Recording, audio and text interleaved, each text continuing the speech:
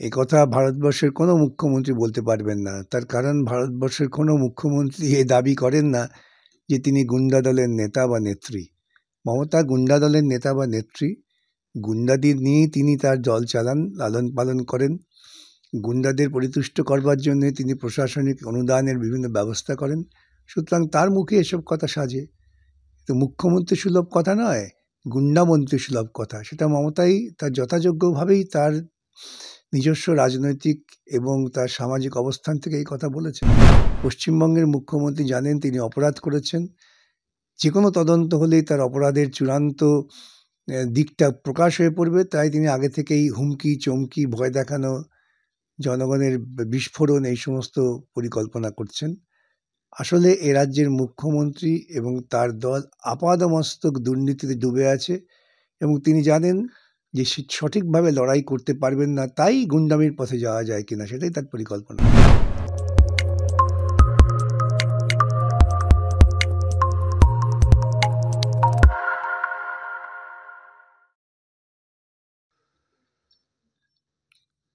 শিক্ষা সংক্রান্ত আর কোনো মামলা শুনতে পারবেন না বিচারপতি অভিজিৎ গঙ্গোপাধ্যায়।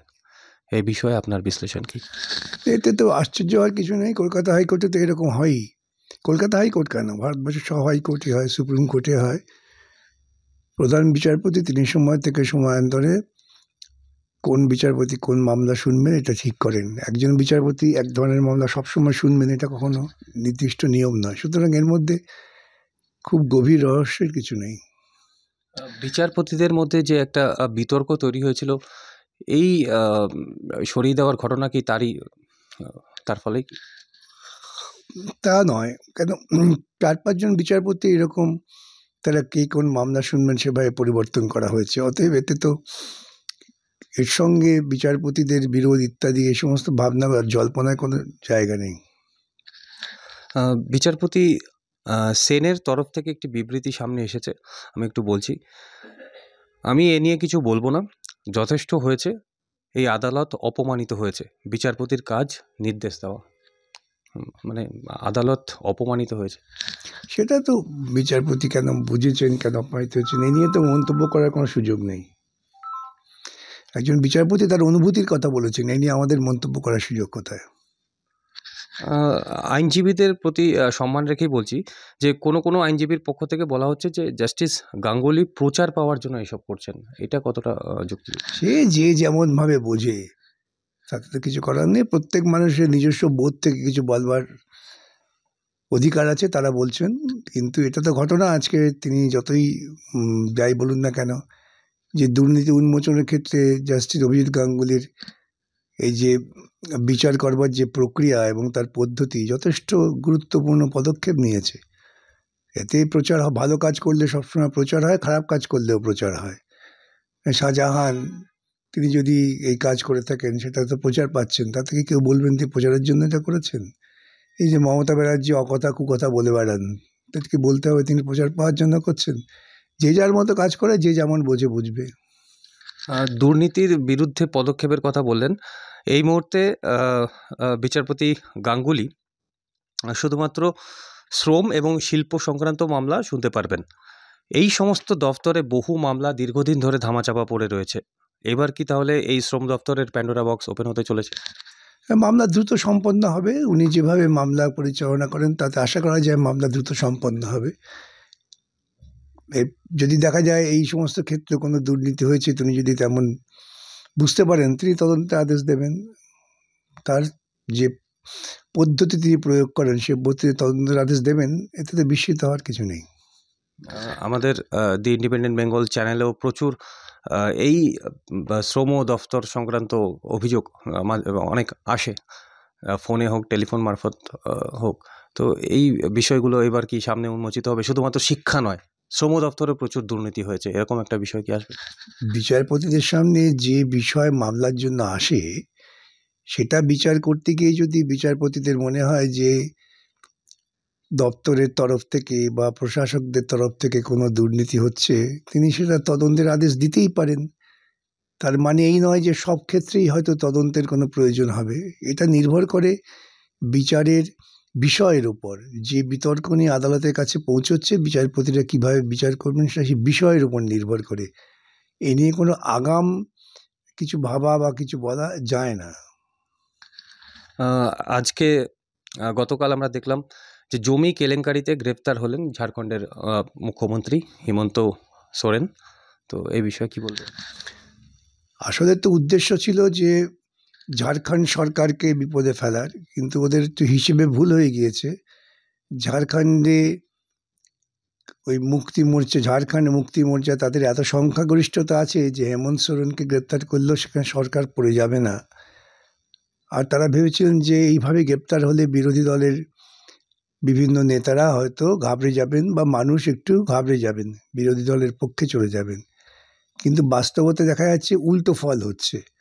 যত এই সমস্ত কাজ করছেন, অনৈতিকভাবে যে কাজগুলো করছেন মোদী সরকার, সেই কাজের ফলে প্রত্যাঘাতটা কিন্তু যা হবে তাতে মোদির পক্ষে অসুবিধেই হবে। আমরা দেখতে পাচ্ছি যে নীতিশ এখন বিহারে বিপদে পড়ে গেছেন। লালুর তেজস্বীর পক্ষে মানুষের জনমত বাড়ছে, যা বিভিন্ন সংবাদ সূত্র থেকে আমরা খবর পাই।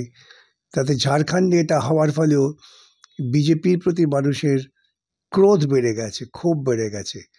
এইভাবে অন্যায়ভাবে যদি সব দখল করার চেষ্টা করা হয়, মানুষ ভালোভাবে নেয় না। আমরা দেখেছি চণ্ডীগড়ে কিভাবে বিরোধী দলের 8 জন সদস্যের ভোট কেটে দিয়ে তিনি বিজেপির লোককে চেয়ারম্যান নির্বাচিত করে দিলেন। চোখের ওপর দেখা গেছে ভিডিও ক্যামেরায়। এরা গণতন্ত্রকে হত্যা করবার জন্য প্রশাসনকে এমনভাবে কাজে লাগাচ্ছে যে বিষয়টা অত্যন্ত লজ্জাজনক, নক্কারজনক হয়ে উঠেছে। সুতরাং এই মোদী প্রশাসনের উপর মানুষের কোনো রকম ভরসা থাকছে না। সেজন্যই তিনি ঘুরে ফিরে মন্দির করছেন। এই মন্দিরেও বেশি দিন মানুষের ভরসা থাকে না। স্যার, যে পরিমাণ দুর্নীতির অভিযোগে ঝাড়খণ্ডের মুখ্যমন্ত্রী গ্রেপ্তার হলেন, যদিও দুর্নীতির পরিমাপ হয় না, তার থেকে অনেক বেশি পরিমাণ দুর্নীতির অভিযোগ আমাদের পশ্চিমবঙ্গ সরকারের বিরুদ্ধে রয়েছে। তো ঝাড়খণ্ডের মুখ্যমন্ত্রী যদি গ্রেপ্তার হতে পারেন, তাহলে অন্যান্য রাজ্যে নয় কেন?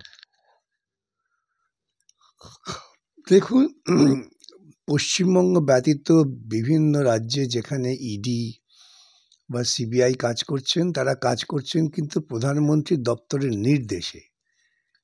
পশ্চিমবঙ্গে ইডি, সিবিআই তারা কোনো রকম স্বতঃপ্রণোদিত মামলা কিছু করেননি, বরং প্রত্যেকটা মামলাই হচ্ছে আদালতের নির্দেশে। এবং আমরা দেখতে পাচ্ছি সেই আদালতের নির্দেশকে মান্য করে তদন্তের গতি যা হওয়া উচিত ছিল সেটা এখানে হচ্ছে না। তদন্তের গতি এখানে প্রায় রুদ্ধ। দেখলেন না শাহজাহানের ওখানে ইডি অফিসার রক্তাক্ত হলেন, তারপরে ইডির কোনো প্রতিক্রিয়া দেখা গেল? যুক্তিসঙ্গত প্রতিক্রিয়া দেখা গেল না। আসলে এ রাজ্যে যারা ক্ষমতায় আছেন তারা হচ্ছেন বিজেপির একটি অনুসারী দল। তৃণমূল কংগ্রেস বিজেপির একটি অনুসারী দল। তৃণমূল কংগ্রেস এবং বিজেপি উভয়ই পরিচালিত হয় আরএসএস দ্বারা। আরএসএসের নির্দিষ্ট নির্দেশ হচ্ছে যে পশ্চিমবঙ্গের বুকে এমন পরিস্থিতি তৈরি করো না যার ফলে বামপন্থীরা তাদের পুনরায় শক্তি নিয়ে ফিরে আসতে পারে। তাদের যে ঝগড়াটা হবে সেই ঝগড়াটা হচ্ছে নকল যুদ্ধ করতে হবে, যাতে মানুষ ভাবেন যে তৃণমূলের বিরোধী বিজেপি, বিজেপির বিরোধী তৃণমূল, কিন্তু মৌলিকভাবে দুজন একই জায়গা আছেন। সেই জন্যেই পশ্চিমবঙ্গের ক্ষেত্রে ইডি সিবিআই আদৌ তৎপর নন, যদিও আদালতে স্পষ্ট নির্দেশ আছে তদন্ত করবার জন্যে। ঝাড়খণ্ডের মুখ্যমন্ত্রীর পাশে বিচারপতি সৌমেন সেনের মতো বিচারপতি বা আইনজীবী কপিল সিব্বলের মতো আইনজীবীরা নেই, এই কারণে কি গ্রেফতার হয়ে গেলেন? দেখুন, এটা আপনার প্রশ্নটা আমি ঠিক সমর্থন করতে পারলাম না। বলতে পারেন সে কপিল সিব্বলের মতো আইনজীবী আছেন কি না আছেন, কিন্তু এখানে বিচারপতিদের প্রসঙ্গটা আসে কি করে? কেন সোরেনের ব্যাপারে তো বিচারপতিদের কোথাও কোনো ভূমিকা ছিল না। সেটা সম্পূর্ণরূপেই রাজনৈতিক প্রশাসনিক ক্ষমতাকে অপব্যবহার করছেন মোদী সরকার। এখন সোরেন তিনি তার রাজনৈতিক ক্ষমতা দিয়েই তার মোকাবিলা করবেন। যদি আদালতে তাকে যেতে হয় সেখানে তিনি যে কোনো আইনজীবীর পরামর্শ নিতে পারেন। সে কপিল সিবাল নেবেন কি অন্য কাউকে নেবেন তা তো তারাই ঠিক করবেন, সেটা আমাদের পক্ষে বলা ঠিক না। শীতকালে সুন্দরবন ভ্রমণের নির্ভরযোগ্য একমাত্র নাম সাগর সঙ্গম ট্রাভেলস। নিজস্ব লঞ্চে ভ্রমণ এবং অফুরন্ত খাওয়া দাওয়ার বিপুল আয়োজন। বুকিং করুন 9733066075। স্যার, উল্লেখযোগ্য একটা দিক দেখা গেল যে ঝাড়খণ্ডের মুখ্যমন্ত্রী তিনি গ্রেপ্তার হওয়ার পর একটি বিবৃতি দিয়েছেন একটি ভিডিওর মাধ্যমে, কিন্তু কোনো রকম উস্কানিমূলক কথাবার্তা তিনি বলেননি, তিনি মেনে নিয়েছেন। তো আমাদের পশ্চিমবঙ্গের ক্ষেত্রে এটা হয় না। তিনি জানেন, হেমন্ত সোরেন জানেন যে তিনি দুর্নীতি করেননি।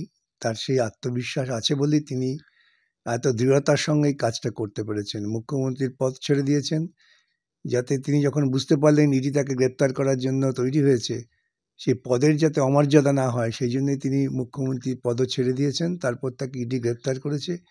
তিনি ইডির বিরুদ্ধে কোনো রকম উত্তেজক মন্তব্য করেননি, তাদের সমর্থকদের উত্তেজিত করেননি। তার কারণ তিনি নিশ্চিত জানেন তিনি অপরাধী নন, তাকে ইডি কিছুই করতে পারবে না। পশ্চিমবঙ্গের মুখ্যমন্ত্রী জানেন তিনি অপরাধ করেছেন। যে কোনো তদন্ত হলেই তার অপরাধের চূড়ান্ত দিকটা প্রকাশ হয়ে পড়বে, তাই তিনি আগে থেকেই হুমকি, চমকি, ভয় দেখানো, জনগণের বিস্ফোরণ এই সমস্ত পরিকল্পনা করছেন।